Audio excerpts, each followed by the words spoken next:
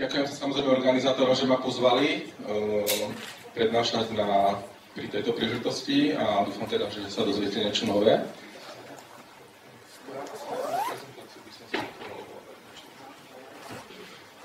O to viac teda som rád, že je tu veľa mladých ľudí, pretože minulý týždeň v útorok som bol na inej konferencii o limitoch rastu.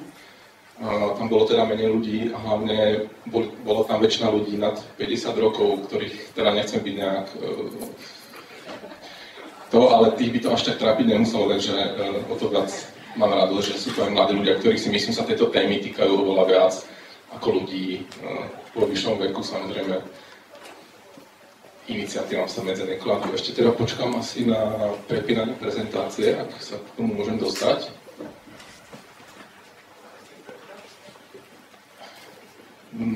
No, ale toto je... Aha. Dával som, myslím sa, že už tam beží, ale to je iba nápis.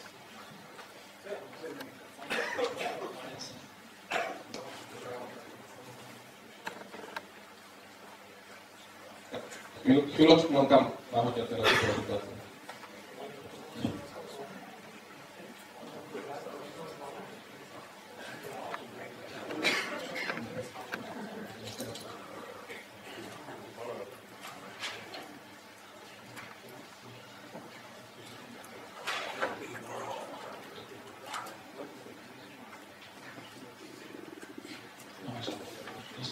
prezentácie.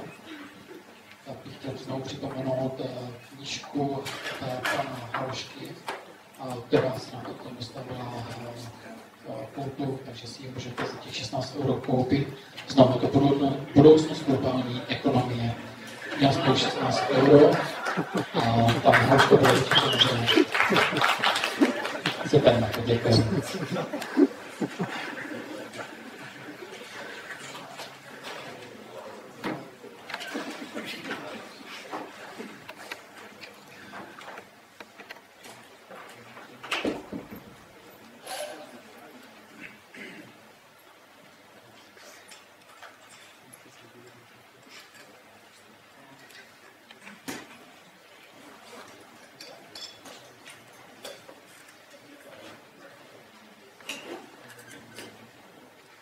No, tak dúfame, že už to nabehne.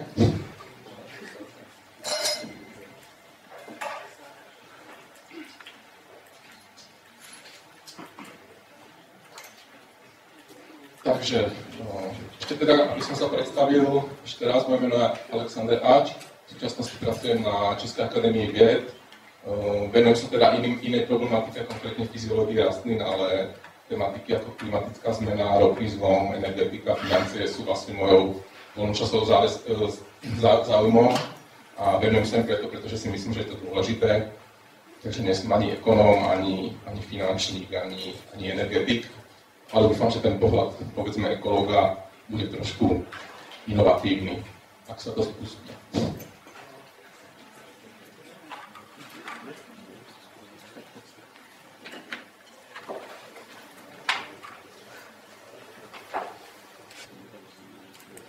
Teda pre zaujímavosť, skôr než začnem, by som sa spýtal, koľký z vás sa venujú tak nejak týchto problematike klimatických zmien, aby som vedel, že či je publikum viac informované alebo menej, pokiaľ by možno. A komu hovorí niečo, poviem ropný zlom, alebo ho počul, alebo ho to viac zaujíma. Výborne, takže tam budeme. Finančná kríza, to asi všetko.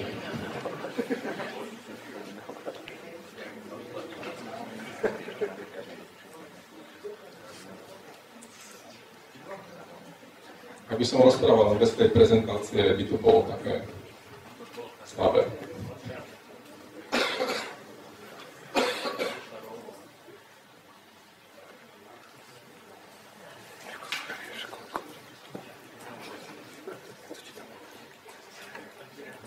Je niekto z vás, akou rýchlosťou narastie americký vládny dlh za 1 sekundu? O koľko sa zvýši za 1 sekundu americký vládny dlh, dlh americkej vlády? Odhadom. No, aj za rok. Za rok je to jednoduchšie. Výborné, tak už začíname. Je to $41 000 každú sekundu. Iba vládny dlh, samozrejme ešte tam závisí, aký je deficit. Ale tá rýchlosť sa môže meniť, to je nejaká priemerná za nejaké obdobie, ona sa môže meniť do budúcna. Bude sa zvyšovať.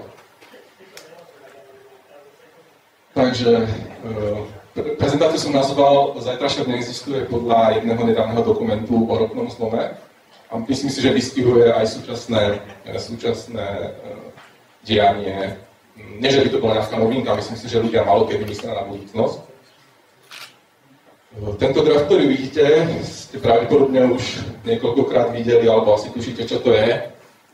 Graf ukazuje vývoj svetovej populácie za posledných 12 000 rokov, to znamená od roku asi 10 000 pred našim letopočtom až do roku 2000. Ak by ste ho aktualizovali, tak musíte pridať ešte 1 miliardu ľudí. Možno ste zachytili, že v októbri minulého roku symbolicky sa narodil človek, ktorý dosiahol počtu 7 miliárd niekde v Indii. To bolo taký skoro asi náhodne vybratý človek, pretože tam sa robí najviac detí v súčasnosti. Ale samozrejme nie je to len populácia. Exponenciálny rast zaznamenali vo všetkých oblastiach, či už je to spotreba energie, čokoľvek si zmyslíte, výroba automobilov, rýchlosť odlesňovania, výlov rýb, množstvo majetku na obyvateľa takisto zrástlo exponenciálne a tak ďalej. Tento malý pokles, ktorý vidíte, je druhá svetová vojna, ktorá nejakým spôsobom veľmi minimálne znížila počet svetovej populácie.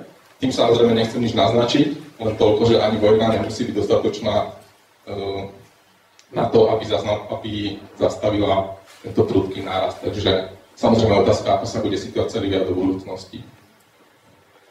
Je to potreba mať vždy na pamäti, že vlastne počet ľudí pribúda.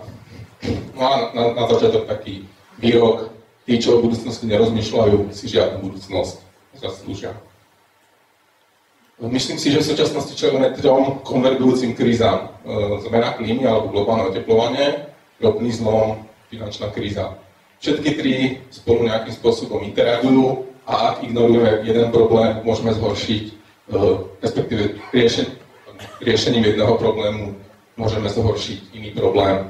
Všetky 3 takisto fungujú na rôznych časových škálach. Takže týmto témam by som sa chcel venovať a ich prepojeniu. Globálne oteplovanie určite každý z vás počul. Toto je taký len iluzórny obrázok toho, čo globálne oteplovanie znamená. Čiže my vlastne nejakým spôsobom meníme klímu a nevieme, kedy tá planéta vlastne prekročí nejaký bod zlomu, kedy to odjde k nejakým nezvratným alebo náhlým zmenám v globálnom systéme. Nasledujúci graf ukazuje vývoj globálnych priemerných teplôt od začiatku inštrumentálnych meraní. Toto sú údaje od agentúry NASA od roku 1880. Posledný bod je rok 2010, ten červený. Rok 2011 bolo niečo chladnejší, ale môžete vidieť, že za posledných 100 rokov sa oteplilo asi o 0,8 alebo 80 stupňa, čo sa môže zdať málo, ale pokúsim sa vám ukázať, že takéto oteplenie je pomerne výrazné a už teraz má výrazné dopady na svetové ekosystémy. Podobný graf teplôt pre Arktídu. Arktida je takým prvým indikátorom meniacich sa podmienok na Zemi. Je to veľmi citlivý ekosystém. Môžete vidieť, že teploty sa vyvíjajú podobne ako tie globálne. Takisto v posledných rokoch teplota, najmä v posledných 30 rokoch, teplota v Arktíde prudko rastie. Roky 2010 a 2011 boli rekordné teplé v tejto oblasti. Môžete sa spýtať, či toto oteplenie je rýchle. Ak sa pozrieme na vývoj teplôt nie za posledných 100 rokov, to sú tie červené hodnoty predtým, ale za posledných 2000 rokov, tak vidíte, že ten trend bol až teda do obdobia zhruba začiatku tej priemyslovej revolúcie klesajúci. Má to svoje dôvody, nebudem sa aj venovať, ale môžete vidieť jednoducho, že ten súčasný trend oteplovania, čo sa týka teda arktickej oblasti, je veľmi, veľmi výrazný. Samozrejme má to svoje dopady na tento ekosystém. Keď sa pozrieme na rozsah zaladnenia v Arktíde za posledných 1450 rokov, respektíve od roku 600, podľa dostupných údajov. To je vlastne odhad podľa nepriamých meraní, alebo teda nepriamých výpočtov údajov o zaladnení. A táto červená krivka sú vlastne satelitné merania zaladnenia v Arktíde za posledných 30 rokov.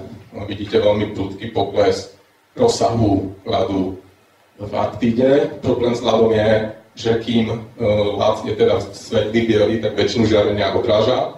Keď vlastne odkryje pod sebou morskú vodu, tak tá väčšinu žiarenia zase pohltí a tým sa vlastne urychluje proces globálneho oteplovania. Čiže v tomto prípade hovoríme o tzv. Pozitívnej alebo zosilňujúcej spätnej väzbe, kedy vlastne ten proces oteplovania sa samovolne urychluje.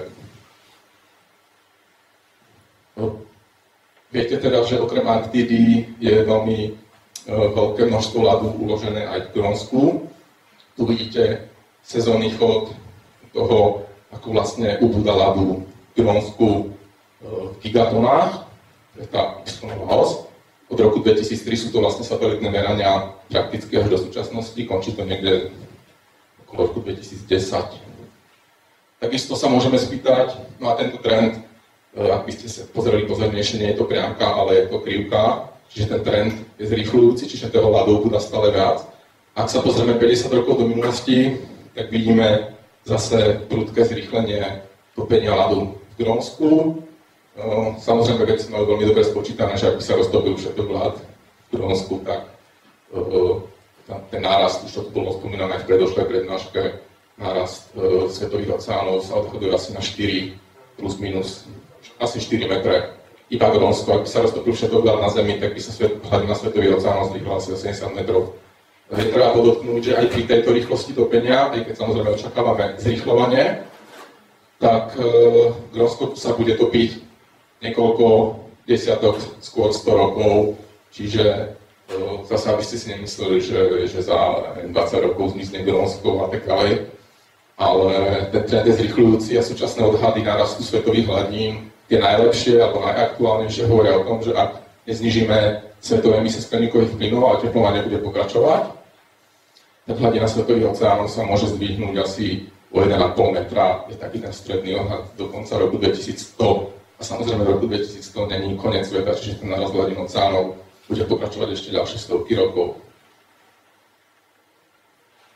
Tento graf ukazuje vývoj extrémne teplých alebo extrémnych vln horúčav za posledných 500 rokov. Ukazuje nám vlastne odchýlku od priemeru, čiže ak sa nachádzate tuto, tak je to dlhodobý priemer teploty v lete v oblasti Európy a môžete si všimnúť, že najmä posledné roky 2007, 2006, 2002, 2003, to si možno aj pamätáte rok 2003, kedy vlastne Európu postihlo veľmi výrazné sucho a tu môžete vidieť respektíve teplo a sucho. Môžete vidieť, že tie teploty boli naozaj veľmi, veľmi extrémne a odhaduje sa, že vtedy zomrelo v Európe predčasne. Zoberali najmä starší ľudia, ktorí teda zomreli aj tak, ale zomreli o niečo skôr. Odhad je, že asi 30 000 ľudí zahynulo, 35 000 ľudí, najmä vo Francúzsku, v Nemecku, tam bol to centrum. No ale ešte si pamätáte aj rok 2010, vlastne vlnu horúča v Rusku. Tam tá odchýlka bola ešte väčšia ako v roku 2003.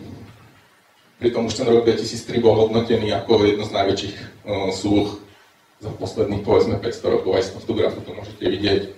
Tie chladné roky boli prevažne teda z obdobia ako 18. 19. storočia.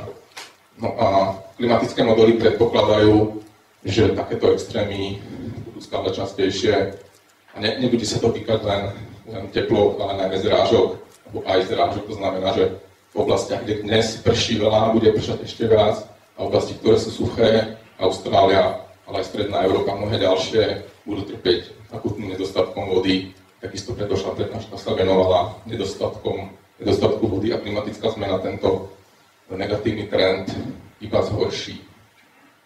Ešte teda môžem podotknúť, že pri tej vlne horúča v Rusku v roku 2010 zomrelo predčasne asi podľa rôznych odhadov od 20 až do 60 000 ľudí na následky teda vysokých teplôt, udusenia dymom a podobne.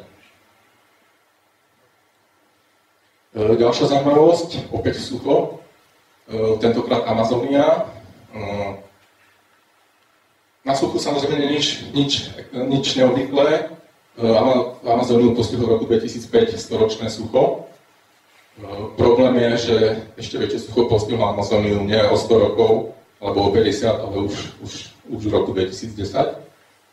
Čo zase takisto sa môže stať za určitých okolností, aj v prípade stabilnej klímy, ale zase problém je v tom, alebo určitá indícia toho, že tento trend bude pokračovať, je, že existujú, alebo niektoré z lepších klimatických modelov predpovedajú vlastne výskyt tohto sucha prakticky každý druhý rok, niekedy v polovici budúceho storočia, teda tohto storočia už teraz.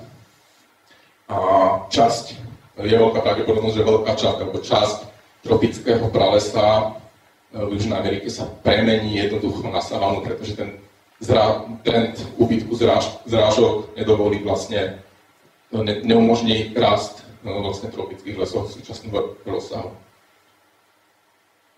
Ešte existujú ľudia, niekedy sú aj inteligentní, ktorí tvrdia, že otepľovanie je spôsobené vlastne prirodzenými faktormi, a že teda nemá význam s tým nejak v úvodzovkách bojovať, nemá význam príjmať legislatívu na obmedzovanie emisí skleníkových plynov a podobne, že to je drahé a tak ďalej. Vedci, samozrejme, výskumné týmy po celom svete sa tomuto problému venovali desiatky rokov, než teda prišli s tým, že by sme s tým ešte mali robiť, takže oni už to majú dávno preštudované. Tu je len jeden graf, ktorý by mohol ukázať teda, že naozaj ten hlavný faktor sú emisie alebo rastúce koncentrácie skleníkových plynov v atmosfére. Čiže tu vidíte záznam globálnej teploty so všetkými vlastne faktormi prirodzenými. Vidíte tam veľkú variabilitu, toto je rok 1998, veľmi teplý, zase vidíte výrazne chladnejšie roky. A keď si odseparujete tzv. Tie hlavné prirodzené faktory, ako sú napríklad vplyv oscilácie El Niño La Niña, tzv. ENSO oscilácia, vplyv sopečnej aktivity, keď vybuchne sopka, tak sa klíma ochladí. A samozrejme to aj vplyv slnka, ktoré je jediným zdrojom energie pre klimatický systém. Tak ak si tieto faktory odčítate, tak tá čiara samozrejme zostane nejakým spôsobom variabilná, alebo ten záznam teploty, ale tá variabilita sa veľmi výrazne zníži a vidíte pekný antropogénny signál, to znamená postupné narastanie globálnych teplôt, tá rýchlosť je asi 15 desatín stupňov Celzia za 10 rokov v súčasnosti. A ten trend oteplovania sa očakáva, že sa bude v budúcnosti zrýchlovať. A samozrejme, čím väčšie oteplenie, tým väčšie narušovanie súčasných prejavov počasia. Aj dnes máme pomerne teplý deň, neviem, či budú nejaké rekordy, ale môžeme sa nechať prekvapiť. Ešte, aby sme si dali do kontextu posledný obrázok k globálnemu oteplovaniu. Tento graf vám ukazuje záznam priemerných teplôt na severnej pologuli za posledných 1000 rokov. Tieto červené hodnoty sú merané hodnoty, to je ten prvý graf, ktorý som vám ukazoval. A toto je teplota, ktorá nás čaká do konca storočia. Určitá samozrejme neistota pri určitom danom emisnom scenári podľa IPCC, čiže očakáva sa s veľkou pravdepodobnosťou, že sa oteplí o ďalšie 2 až 4 stupne do konca storočia. A zase opakujem, to není koniec sveta, ale ten svet a ľudia v ňom budú chcieť žiť aj ďalej, prekvapivo. Takže to oteplenie samozrejme bude pokračovať. A ešte aby som teda dal nejakú predstavu, že čo by sme museli robiť podľa súčasných vedcov, tých lepších, alebo tých, ktorým viac záleží na budúcnosti, povedzme, tak podľa nich by sme nemali dovoliť oteplenie väčšie ako 2 stupne oproti obdobiu pred priemyselnou revolúciou.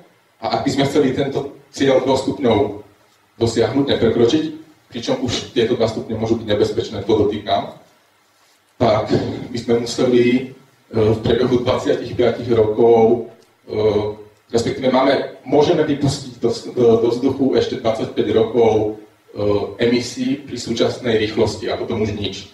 Čiže máme ešte 25 rokov súčasnej rýchlosti vypúšťania emisí skleníkových plynov a potom ísť na nulu. Čo samozrejme nie je reálne, jednak udržať súčasnú rýchlosť, lebo ako ste videli na začiatku, naša civilizácia exponenciálne rastie, čiže už len samotný cieľ udržať emisie na súčasnej miere rýchlosti je takmer nemožný problém. A nehovorí teda o tom ďalšom znižovaní. Čiže naozaj tých emisí, ktoré nám zostávajú na to, aby sme nejakým spôsobom tú klímu nezničili úplne, nám už príliš veľa zostáva. Ropný zlom, tematika, ktorá úzko súvisí s tým, jednak teraz s samotnou klímou, ale aj s finančnou krízou, ako sa vám budem snažiť ukázať. To je taký pekný obrázok, ktorý ukazuje, že sme nejakým spôsobom od fosilných palív, hlavne teda od ropy, závislí. V podstate každý výrobok, ktorý máte, od umelých hmôt, cez lieky, po plasty a tak ďalej, s nejakým spôsobom potraviny navázané na ropu. Sme si na to nejakým spôsobom zvykli. Prečo sa bavíme o energetike? Priemerný Američan potrebuje mať okolo seba asi ďalších 150 aktívne pracujúcich ľudí v úvodzovkách. To znamená, každý obyvateľ Ameriky v priemere, pozor, je to priemer, to neznamená, že je to nejakým spôsobom vypovedajúca hodnota o tom skutočnom živote. Je to zase veľmi veľa ľudí, má oveľa väčšiu spotrebu, veľmi veľa ľudí oveľa menšiu. Ale v priemere Američan potrebuje 150 energetických slov, to znamená, spotrebuje toľko energie, koľko by vydalo 150 ľudí, ktorí by pracovali každú hodinu, 7 dní v týždni, každý deň v roku na udržanie jeho životného štýlu. Obyvateľ v Európe spotrebuje asi polovicu energie, 75 energetických sluhov, priemer sveta je asi 40, čiže vidíte, že vlastne tie rozvinuté krajiny spotrebovajú väčšinu energetických zdrojov a India, na priemerného India pracuje asi 10 ďalších ľudí. Pripomínam, že India bude čoskoro najľudnatejší štát sveta, prekoná Čínu v nasledujúcich rokoch. Ak sa nič zásadné nestane, samozrejme. Ropy spotrebujeme veľmi veľa. Toto je Eiffelová väža a toto je kocka s priemerom 1,6 x 1,6 x 1,6 km, čiže kubická mila, ak chcete. Je to asi 30 miliárd barelov, jeden barel je 159 alebo 169 litrov, je to spotreba 85 miliónov barelov denne, je to spotreba asi 1000 barelov ropy za sekundu, to znamená 160 000 litrov spálime niekde na Zemi každú jednu sekundu. Jeden barel znamená 20 000 hodín ľudskej práce. Čiže aby sme si uvedomili, že ľudia sú síce vynaliezaví, ale niektoré veci, napríklad skúste si tlačiť svoje vlastné auto niekoľko metrov a uvidíte, že či by ste s tým autom niekam došli, alebo či by ste sa na to veľmi rýchlo vykašľali, ak máte pocit, že benzín je drahý. Čo je to ropný zlom? Je to v podstate veľmi primitívna záležitosť. Je to obdobie, kedy dosiahneme maximálnu rýchlosť ťažby a tým pádom aj spotreby ropy. Zhruba v období, keď spotrebujeme asi 50% známych zásob, tak môžeme očakávať aj to maximum rýchlosti ťažby. Ešte niečo teda predtým, než pôjdeme ďalej k exponenciálnemu rastu. Mali sme tu prednášku pána profesora o raste produktivity, o raste spotreby. Tak by som sa teda ešte podotknúť, že veľmi dôležitý je, že tento rast je exponenciálny. Jeden profesor Albert Bartlett má taký známy výrok, že najväčším zlyhaním ľudskej spoločnosti je neschopnosť pochopiť exponenciálny rast. Pritom je to celkom jednoduché, tak dúfam, že sa mi to podarí vám vysvetliť. Vľavo vidíte prázdnu fľašu, vpravo plnú baktérií. Mohli by to byť aj ľudia, lebo to správanie je veľmi podobné. Čiže ak máme baktérie, ktorých populácia sa zdvojnásobí každú sekundu, nastáva otázka, kedy bude fľaša plná do jednej polovice svojho objemu. Ak o 11. je fľaša prázdna, tak plná polovica objemu bude samozrejme 1 sekundu pred 12, pretože za tú ďalšiu sekundu sa zdvojnásobí tá populácia. Čiže ak majú baktérie problém a potrebujú ďalšiu fľašu, tak majú asi tak 1 sekundu na to, aby našli ďalšiu fľašu. Takže toľko k tomu technooptimizmu, že jednoducho, ak sa nám vyčerpajú jedný zdroj, tak nájdeme iné a tak ďalej. Myslím, že dôsledky si môžete domyslieť. Tu je príklad reálnych ropných vrtov, ktoré ukazujú, že naozaj pri dosiahnutí určitého množstva, vyťažení určitého množstva ropy od 30% do 50% jednoducho dochádza k poklesu ťažby ropy bez ohľadu samozrejme na použitú technológiu. Dokonca platí, čím lepšiu technológiu, produktívnejšiu, ak chcete, používate na ťažbu, čím rýchlejšie ste na tej zostupnej krivke, tak tým rýchlejšie potom klesáte ďalej. Takže technológia niektoré problémy rieši a niektoré problémy naopak spôsobuje. Legendou v histórii ropného zlomu je americký geológ Mario King-Huber, ktorý vlastne v roku 1956, to je niekde tu, predpovedal, že v roku 1970 plus minus Amerika dosiahne maximum rýchlosti ťažby ropy. Samozrejme ho všetci ignorovali, vrátane väčšiny ekonomov a tak ďalej, ktorí vlastne to úplne odignorovali, ale aj priemyselníci a tak ďalej. Čiže vtedy bola tá eufória vlastne začiatku ťažby a všetci si mysleli, že tá ťažba bude raz do nekonečna. Ale nakoniec aj teraz si to veľa ľudí myslí, takže ono sa toho až tak veľa nezmenilo. Samozrejme, mal pravdu, toto je ťažba, toto sú vrty, rok 1970, maximum rýchlosti ťažby ropy v USA. Veľa Američanov ani nevie, že vlastne ťažba ropy tam klesá, alebo však, čo by to vedeli. Trošku konšpirácie, nie som teda ekonóm. Rok na to bol zrušený zlatý štandard prezidentom Nixonom, ktorý samozrejme nemusel mať poňatia o tom, že Amerika dosiahla vrchol ťažby ropy, čo je však nepopierateľné, že zrušenie zlatého štandardu umožnilo tzv. Život na dlh, znamená Američania prakticky rozvinutý svet sa mohol zadlžovať, vytvoril sa dopyt po tzv. Petrodolároch, myslím, že ten termín už sme tu nemali. Dolár je ešte stále rezervnou menou a tým pádom vlastne umožnil Američanom obchodovať, dovážať ropu zo zahraničia, z Blízkeho východu a tak ďalej. Podotýkam, táto spojitosť je otázna, ale príde mi minimálne zaujímavá, môže ísť o náhodu. A dúfam, že ide o náhodu. Väčšina krajín už je za ropným zlomom, Slovensko je jedno z nich, dokonca aj Rusko, aj keď to momentálne sa blíži. Rusko už ťaží viac ropy ako Saudská Arábia. Rusko je prvým najväčším exportérom, potom je Saudská Arábia. Veľmi zaujímavý je Irán, ktorý možno, ak sledujete situáciu, tak viete, že sa veľmi vyostruje. Brazília ešte stále není za ropným zlomom. Líbia. Takže väčšina krajín jednoducho už s ťažbou ropy klesá. Poďme sa na niektoré z nich pozrieť. Tunisko. Viete, že Tunisko štartovalo tzv. Arabskú jar. Bol to obchodník so zeleninou, ktorý sa upálil a to spôsobilo veľké masové protesty po celej krajine. Myslím si, že jeden z dôvodov je pokles ťažby ropy, ktorá je hlavným zdrojom príjmov alebo bola v tejto krajine a v kombinácii s rýchlym populačným rastom a vlastne s rastúcimi nákladmi na dovoz potravín. Viete, že aj ceny potravín, reálne ceny potravín rastú, že to sa stáva vražednou kombináciou pre krajiny typu Tunisko, to znamená púšť, prakticky zdroje ropy zemného plynu maximálne a ak sa im tieto zdroje vyčerpajú, tak ekonomika trpí. Jemen, ďalšia krajina, znovu podobný scenár, pomerne rýchlo rastúca spotreba, veľmi prudko klesajúca ťažba ropy, o to rýchlejšie klesajúci export ropy v kombinácii s vysokými cenami, ako to tam vyzerá, viete. Obávam sa, že západné médiá, ktoré hovoria o tzv. Demokratizácii krajín Blízkeho východu a Severnej Ameriky, sa nejakým spôsobom by mali... Nemyslím si, že tieto krajiny čaká demokracia, ale skôr hladomor.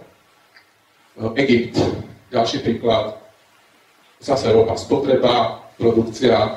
Egypt sa stal čistým dovozcom v posledných rokoch v kombinácii zase populačný rast extrémny. Egyptu pribudlo nejakých 40 miliónov ľudí za posledných 50 rokov. Takže ako to vyzerá s takou populáciou na pušti, takisto Egypt bol spomínaný v prednáške, že budú mať, už majú problémy s vodou a navyše nebudú mať ani energetické zdroje, aby si kupovali potraviny, pretože nie sú sebestačné. Sýria, ďalší príklad, občianská vojna, prakticky prezident sa drží, alebo diktátor sa drží pri moči, pravdepodobne skončí podobne ako Kadáfi, otázka času. Mexiko, veľmi zaujímavá krajina, a tým Mexikom končím, aby sa príliš nevydesili. Takisto pokles ťažby ropy o 1 milión barelov ropy denne, čiže ak ropa stojí, ak jeden barel stojí povedzme $100, tak mexický rozpočet v posledných rokoch prišiel, môžete sa spočítať každý deň o nejakých $100 miliónov denne, čiže myslím si, že to už tú ekonomiku nejak ovplyvní. Samozrejme, viete, že v Mexiku prebieha stále sa zintenzívňujúca drogová vojna, sú rôzne tie príbehy, že učiteľa nemôžu učiť, lebo sú vydenaní mafiou a tak ďalej. Čiže Mexiko si myslím, že má ešte to najlepšie pred sebou, ale myslím si, že aj ďalšie ne. Saudská Arábia, veľa ľudí hovorí, že nás spasí, že tam je, že majú zásob ropy na 1000 rokov, keď preháňam, dobre, tak asi na 50. Tak keď sa pozriete, export Saudskej Arábie klesá, spotreba rastie, počet ľudí žijúcich v Saudskej Arábii asi 4-krát menší ako v Nemecku, pritom tá spotreba je porovnateľná, je to pretože vlastne ropa je veľmi dotovaná v týchto krajinách. V Iráne stojí liter benzínu, ja neviem, 2-3 koruny, možno teraz 5 korún, ak si dobre spomínam. Čiže tie krajiny, ktoré produkujú ropu, majú stále tú ropu extrémne lacnú, není to zdanené a tak ďalej. Čiže tá spotreba rastie a tým pádom množstvo ropy dostupnej pre vývoz prudko klesá. Súboj titanov, to znamená Čína, veľmoc na zostupe, vidno aj na spotrebe ropy, vidíte, že Čína je rastúcim dovozcom ropy, ešte stále teda o niečo, alebo výrazne nižšia spotreba. Naopak Amerika, veľmoc, povedzme v úpadku, nielen sociálnom, finančnom, ale aj energetickom, to znamená, ten pokles bude pravdepodobne pokračovať, vidíte tú obrovské množstvo dovozu, samozrejme Amerika je najväčším dovozcom ropy. A ešte, aby ste mi uverili, môžete vyťažiť len tú ropu, ktorú objavíte. Ak by ste si zintegrovali plochu pod množstvom objavenej ropy, plochu pod množstvom vyťaženej ropy, tak tu sa nachádzame približne v okamihu zhruba toho, že sme vyťažili asi 50% objavenej ropy a tým pádom tá produkčná krivka jednoducho musí skôr či neskôr klesať. Toto je prognoza jedného z najväčších autorít na energetiku, vypracovalo správu pre americké ministerstvo energetiky v roku 2005. Tu vlastne ukazuje, je to z konferencie po rokom zlome v roku 2010, kde vlastne tvrdí, že ešte 2 až 5 rokov, tento rok je to už asi rok, čiže po rok jeden menej, čiže máme ešte 1 až 4 roky na to, kým začne tá produkcia ropy klesať. Tu vidíte vlastne reálnu zhruba v roku 2005. Tá ťažba tej konvenčnej ropy, tej klasickej, stagnuje. A ešte na záver k ropnému zlomu, ak by sme chceli nahradiť všetku ropu, to znamená tú 1 kubickú milu, museli by sme postaviť 104 uholných elektrární, 4 prehravy, 3 úžiny, to je tá obrovská vodná prehrada v Číne, 52 jadrových elektrární, 100 miliónov solárnych panelov, alebo 30 000 veterných turbín by sme museli postaviť každý rok po obdobie 50 rokov. Čiže by sme potrebovali postaviť asi 2500, 50 x 50, 2500 jadrových elektrární a náhradu množstva. Vie niekto z vás, koľko je v súčasnosti fungujúcich jadrových reaktorov na Zemi? Nikto? Odhad? 430? Áno. Z toho v poslednej dobe Japonci si odstavili asi 50 jadrových elektrární. Takže je to určite krok správnym smerom na náhradu ropy. Prejdeme k finančnej kríze, pričom majte na pamäti, že finančná kríza je úzko prepojená, alebo ja si teda myslím, že je prepojená s energetickou krízou. Ak by som mal vyjadriť finančnú krízu jedným grafom, tak by to bol asi tento graf. Tu vidíte vývoj rastu reálneho HDP a vývoj dlhu v Amerike od roku 1951. Môžete vidieť, že dlh, toto je tá červená oblasť, je vývoj dlhu v percentách HDP, že v súčasnosti je Amerika zadlžená mierou 350% HDP. Je to všetko dlh, hypotéky, štátny dlh, dlh súkromných spoločností, korporácií a tak ďalej, dlh študentov, dlh na kreditných kartách. Čiže všetko dlh. Toto je vývoj reálneho HDP a podľa mňa jednou z hlavných príčin tej krízy, tzv. Ak to tak chceme nazvať, je nemožnosť ďalšieho zadlžovania. Čiže tá nutnosť, že finančný systém existuje len vtedy, ak rastie exponenciálne, tá možnosť zadlžovať sa jednoducho už nebola ďalej možná. Prečo to tak je? Tých príčin je niekoľko, ale jednoducho, ak chcete pochopiť hlavné príčiny finančnej krízy, tak sa musíte dívať na zadlženie a na to, ako vlastne funguje v kombinácii s HDP. niektorí hovoria tzv. Big Debt alebo zlom dlhu, kedy vlastne jednoducho to zadlženie, náraz zadlžovania už dosiahol svoje limity. Ak sa vrátime k rope, tu vidíte vývoj cien ropy od počiatku ťažby v reálnych cenách v hodnote $100 z roku 2010. Do roku 1972 hladký priebeh ceny ropy sa pohybovali okolo $20 za barel a spotreba ropy na obyvateľa veselo rastla. V roku 1972 vyšla knižka Limity rastu, ktorá upozorňovala na limity rastu prekvapivo, avšak nemala nejaký reálny dopad na riadenie ekonomiky a financií. Prišiel rok 1973, prvý ropný šok. Američania zistili, že nemôžu jazdiť na autách tak, ako by úplne chceli. Cena vzrastla, dnes sa tomu smejeme, je to nejakých $60, stále pomerne málo. Vidíte, že to znamenalo určité narušenie exponenciálneho rastu minimálne na úrovni spotreby obyvateľov. Prišiel rok 1979, samozrejme toto sa spájalo s vojenskými konfliktami na Blízkom východe. Toto bola iránska revolúcia v 79. Spotreba ropy prudko klesla, čo sa týka spotreby na obyvateľa, podotýkam. Mimochodom, toto je vojna v Perskom zálive 1971. Aj to bol Saddam Hussein a tak ďalej. V súčasnosti rok 2011 jednoducho vydelená spotreba ropy počtom ľudí, čiže stále klesáme.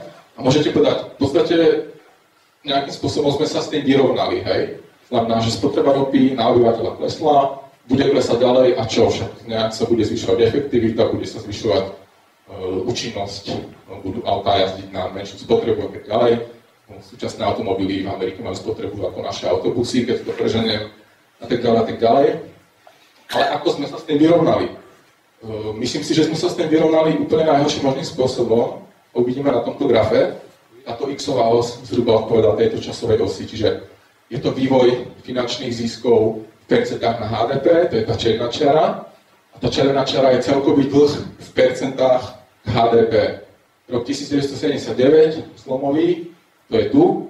To znamená rast jednak finančných ziskov, ktoré vlastne ťažia z toho, že ľudia sa zadlžujú. To je vlastne aktuálny stav. Jednoducho ľudia, aby si udržali svoj životný štandard, alebo aspoň o neho neprišli, tak sa začali zadlžovať, alebo zadlžovali sa viac, ako umožňovala reálna ekonomika. Čiže si myslím, že tento spôsob v úvodzovkách riešenia nedostatku energetických zdrojov síce je pohodlný, ale nie je trvalo udržateľný. A samozrejme, posledný tretí ročný šok 2008, globálna finančná, dlhová a neviem aká ešte sociálna kríza. Tu je súčasnosť. Ceny ropy Brent v eurách v súčasnosti sa pohybujú na rekorde, čo je, alebo ani nie je prekvapivé, pre mnohých ekonomov je to dobrá správa, pretože vysoké ceny ropy znamenajú vysoký dopyt, všetci majú veľa peňazí na to, aby nakupovali drahú ropu. Ja teda radšej jazdím na bicykli, keď sa dá. Klasický ekonom vám povie, áno, rastú ceny sú dobré, vyšší dopyt, vyššia spotreba, vyššie investície do ďalšej produkcie a tak ďalej. A dokonca by sa dalo povedať, že to je určitým spôsobom aj cieľané, pretože všetky tie finančné opatrenia na tzv. Riešenie finančnej krízy boli o tom, že vlastne sa vháňa tzv. Likvidita alebo tzv. lacné peniaze, lacné úvery, nízke úroky bankám, aby mohli vlastne pokračovať v tom, čo robili doteraz, to znamená zvyšovať zadlžovanie. A to samozrejme má nepriamy dopad, priamy alebo nepriamy, že vlastne tieto lacné úvery sa pretavia potom do zvyšovania cien na komoditných trhoch, medzi nimi aj teda ropa. Ja osobne teda očakávam ďalší takýto podobný pokles, nejaký taký šok ďalší, nejaký krach a tak ďalej, ktorý vlastne poženie tie ceny ropy zase dole v najbližších mesiacoch. Už bude koniec? No, rýchlo. Tak ja to zrýchlím. Toto je množstvo najazdených kilometrov na všetkých automobiloch, na všetkých cestách v Amerike. Prvý ročný šok, rok 2005, dosiahnuté maximum, potom prišla kríza, prudký pokles, ďalší pokles, čiže tu je dôkaz toho, že vysoké ceny ropy sú problém a neznamenajú oživenie ekonomiky, ako by si niektorí mysleli. Čiže myslím si, že tento pokles bude ďalej pokračovať. Celkový súčasný svetový dlh ďalej narastá rýchlosťou asi 11% ročne. Reálne HDP rastie asi 3-4 krát pomalšie. To znamená, že dlhová kríza je zďaleka od toho, aby sa končila. Naopak nie je ešte ani na svojom začiatku. Ako reagovala americká centrálna banka, toto je majetok od počiatku vzniku, od roku 1915, začiatok finančnej krízy. Centrálna banka asi strojnásobila svoj majetok tým, že prevzala vlastne zlé úvery, vlastne ten dlh, ten toxický dlh na seba prevzala a pohnala vlastne tie tzv. Lacné peniaze zase naspäť do ekonomiky s tým, že bude dúfať, že ich banky použijú. Ale tu vidíte, že niečo nie je úplne v poriadku. Prečo to centrálna banka robila? To je ten graf predošlý. A toto modré sú vlastne tzv. entryové živo. To znamená všetky peniaze plus dlh. Keď sa pozrieme hore, to je tzv. ten prvý graf, čo ste ten zlom dlhu. Čiže centrálna banka sa snaží brániť tomu, aby dochádzalo k takémuto poklesu obeživa, respektíve klesania zadlženia. A to je vlastne to, čo sa snaží robiť. To znamená pokračovať v tomto zjavne neudržateľnom. Aj keď pre mnohých to je udržateľný. Hypotekárna kríza a podobne, ceny bytov rastli oveľa rýchlejšie ako reálne príjmy, to znamená hypotekárne bubliny Amerika, Anglicko, Španielsko. A ešte môžete vidieť, že ten pokles, tie finančné problémy sú zase vo svojich počiatkoch. Ceny bytov musia výrazne klesnúť. Prípad aj Slovenska. No a na posledný graf rastie celková majetková nerovnosť. Toto je teda Amerika. Niektoré európske štáty sú na tom o niečo lepšie, ale môžete vidieť, že vlastne príjmy tých najbohatších ľudí posledných 30 rokov v súvislosti s tým, ako rastie zadlžovanie, rástli, len na tí ľudia vo finančnom sektore na tom zarábali. A to samozrejme vytvára problémy pre riešenia. Ak máte extrémne chudobných a extrémne bohatých, tak sa vám hľadajú riešenia ťažko, ak to vôbec je možné. Záver, veľmi rýchlo teda, zatiaľ neexistuje adekvátna náhrada za ropu a fosilné paliva. Všeobecne nie je možné prekonať ropný zlom bez ekonomických, sociálnych a všetkých ďalších problémov. Postihne najskôr krajiny dovážajúce ropu, Európsku úniu, Ameriku, Japonsko ako krajiny vyvážajúce. Proces globalizácie, ktorý bol umožnený lacnou energiou, naberie spätný chod, znamená nejaká lokalizácia. Pre zmenenie dopadov je potrebné znížiť zadlženosť a závislosť na dovoze ropy, ale aj energie všeobecne. A myslím si, že je možná aj adaptácia na úrovni jednotlivcov a nie na úrovni krajín, pretože ten proces príliš pomalý. A keď by som teda ukončil prezentáciu. Ďakujem.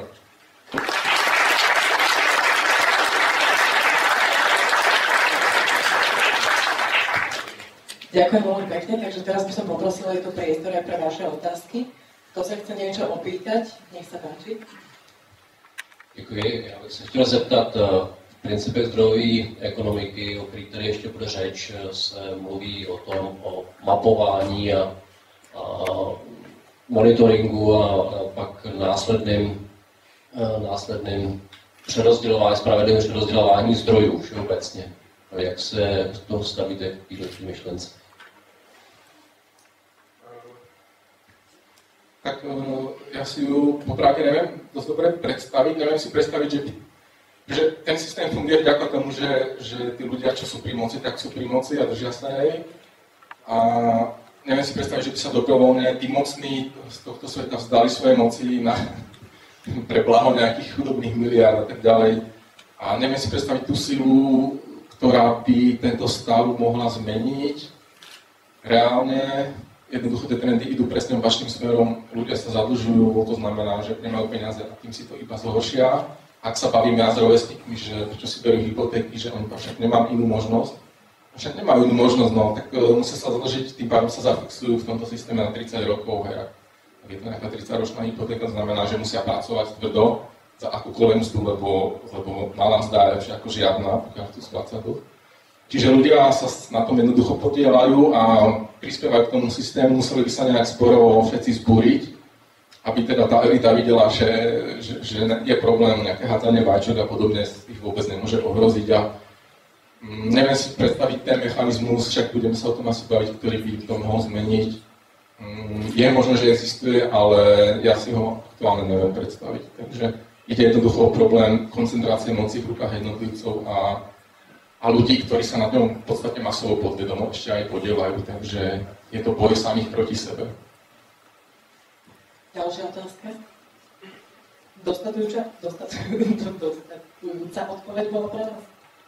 OK. Môžem vám? Pán doktor, vy ste povedali na začiatku, že zajtrajšok neexistuje. Kedy prestane existovať? To je dobrá otázka. Ja si myslím, že nikdy neexistoval. Ľudia žijú tak, že žijú pre súčasnosť a neriešia to, čo bude. Oni sú radi, že sa môžu postarať o svoje deti, že majú proste výplatu, z ktorých ich nakrmia.